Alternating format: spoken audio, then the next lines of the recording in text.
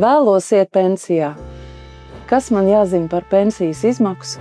Dodoties pensijā, pensiju otrā līmeņa uzkrājumu var izmantot tikai divos veidos.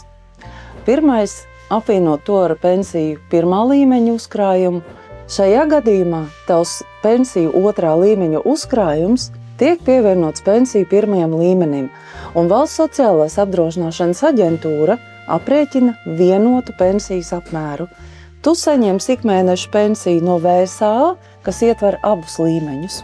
Otrais variants – iegādāties mūža pensijas apdrošināšanas polisi.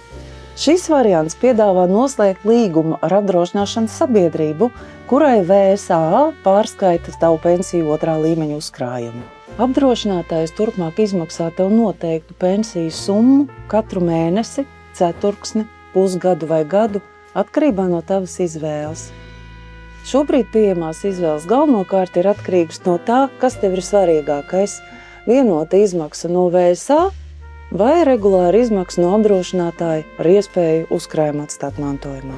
Ja prioritāte ir iespēja uzkrājumu mantot, tad piemērotākais risinājums būs mūža pensijas polise ar pakāpeniskām izmaksām.